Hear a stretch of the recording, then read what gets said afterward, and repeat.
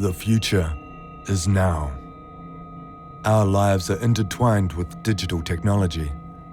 But do we really understand it? The hyper-digitalization of our world has left us with more questions than answers. Has the world changed? Or have we?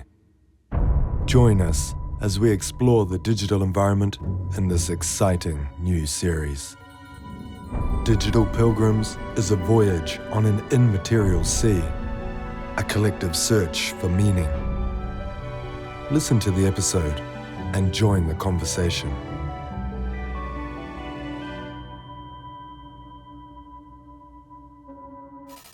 Episode 1.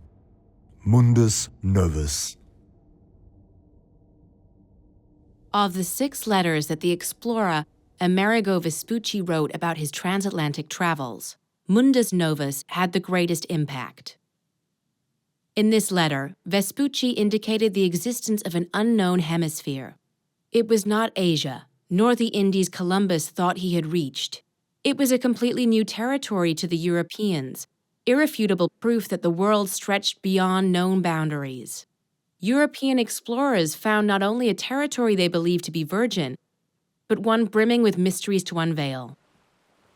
Although the first explorers could not begin to imagine the continent that lay beyond those coasts, they began to see that something was changing.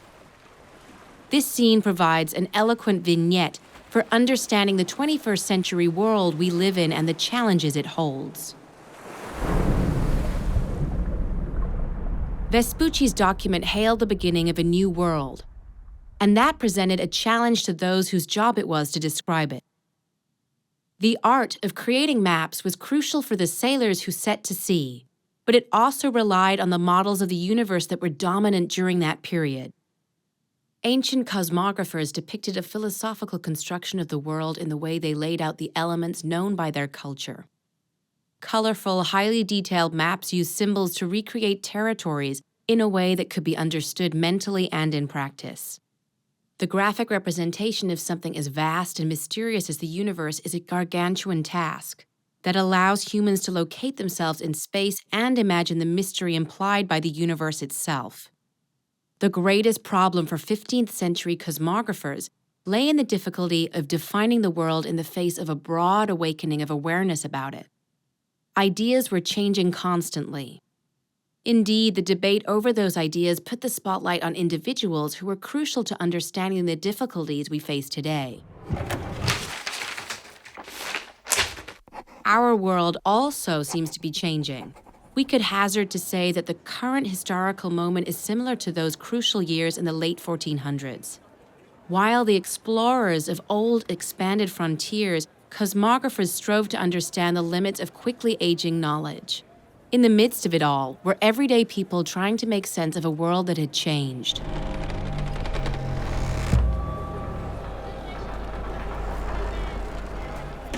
This turning point between the medieval period and the Renaissance placed 2 models at odds. The Church's cryptic system, in which knowledge written in Latin was safeguarded as a form of power, was challenged by the horizontal management of experiential knowledge that began to blossom in cities as it was spread from mouth to mouth in guilds and brotherhoods. In this context, authorized knowledge held that the horizon was flat and fixed, while experiential knowledge, that of sailors, alleged there was something beyond that boundary. 2 worldviews opposed each other. In the transition from the 15th century to the 16th, the discoveries of European voyages expanded possibilities, and the human notion of territory changed forever. With few certainties, the maps created during that period were particularly experimental. When cartographers received Vespucci's letter, they represented that new space in 3 different ways in a single publication: as a continent, as an island, and as an Asian peninsula. This explicit contradiction materialized the confusion of the historical moment. In 1503, Vespucci wrote, "We arrived on the coasts of those countries and understood that that land was not an island but a continent. The world had suddenly expanded." The material and social consequences of colonialization for the people who already lived in the Americas are well known. as are the political and economic processes it unleashed in Europe. But what impact might it have had on the minds of contemporary Europeans as they began to understand what was happening? What might have been the experience of a Tiwanaku shepherd who already lived in the Americas but called the land by a different name? What impact did these changes have on the lives of everyday people amid these tensions?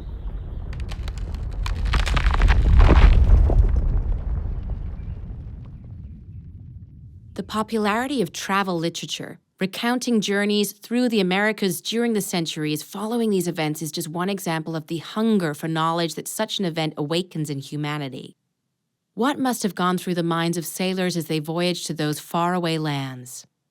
Every person who has boarded a ship bound for the unknown, whether through necessity or obligation or of their own free will, must have felt some kind of anticipation. The progress of explorers who followed in the footsteps of Columbus or Amerigo Vespucci had a significant impact on the image that others had of the world. There was a feeling of confusion in the face of a disruptive reality, of anxiety about processes whose outcomes were unforeseeable, that changed what was known and replaced it with doubt. Can such a distant historical moment help us assign meaning to this incredibly unique 21st century? As the Middle Ages gave way to the Renaissance, the discovery of another continent that extended the borders of the world was not the only major event that took place. The conquest of the Americas also began. The profound cultural, social, and political transformation of society marked a historical period. At first glance, the comparison may seem overstated, but a preliminary approach reveals a common sentiment: the inability to deal with or understand a complex and ineffable process. In the 21st century, we are also confused. Perhaps understanding the connection between our present and the most important events in our culture will allow us to understand what we are experiencing in our relationship with digital technologies. Maybe the processes and individuals just described are echoed in our current period of history. Modern society is also undergoing a change in its world. But is it a change of the same dimensions? Is it really fair or correct to compare it to the experience of men and women in the 15th century?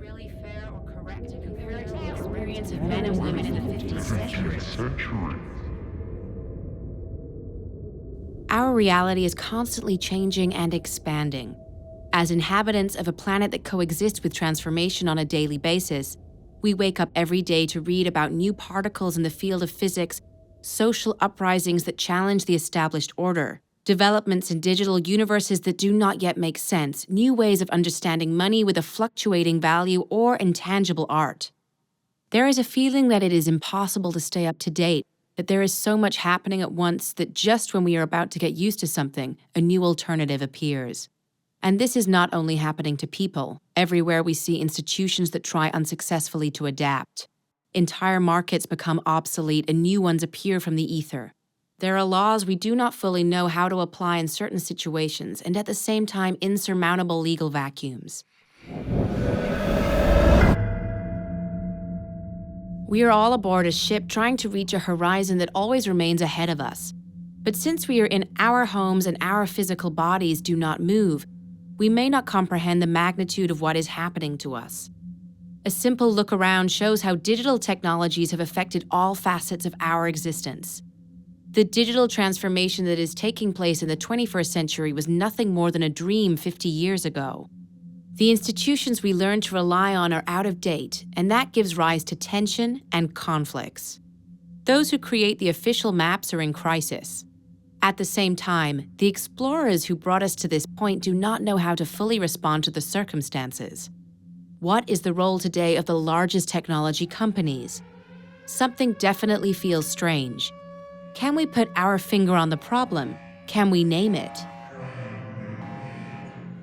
This feeling is comparable to that of unsuspecting sailors traveling to an unknown land, but here the new world is coming to us. We see these novelties on our screens like the crews of those ships who, seasick and in darkness, tried to imagine what the world would be like as they peeked between the planks of their boats. What is on the other side? What awaits us? With the same uncertainty as those sailors, we read news about the development of increasingly complex digital technologies, created from elementary particles that emerge from mathematical models, which in turn create intangible objects, spaces, and environments. We are sailors in an immaterial sea, the extent and currents of which we do not yet understand. The cultural history of humanity is marked by new findings and the cycles of revolutionary technologies. The discoveries that truly transform ways of existing in the world are those with the ability to modify our perception of reality. Just like the discovery of a new continent changed the reach and boundaries of 15th century explorers, digital technology gave rise to a change whose effects we still do not fully understand and that mark a historical period. Why? Because of something that has been coming to light in recent years. Digital technology stopped being a tool some time ago. In other words, it became such a powerful phenomenon that in order to address it, we must shed our previous conceptions. The power this technology offers us, the relationship we create to it, and its ubiquity lead us to think of it as an environment. Conceiving of this budding phenomenon as the digital environment may be the path toward harnessing its potential and overcoming our current challenges. It may be the key to understanding this transition, but first, we must go back a few decades. In the beginning, there was a bit.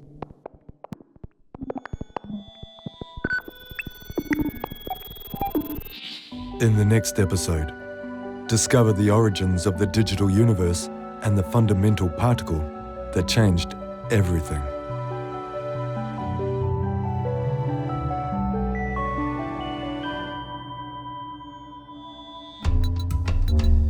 Digital Pilgrims is a podcast based upon the book Digital Pilgrims Towards a Quantum Humanity, sponsored by Codiful, a unique service management platform for remote teams.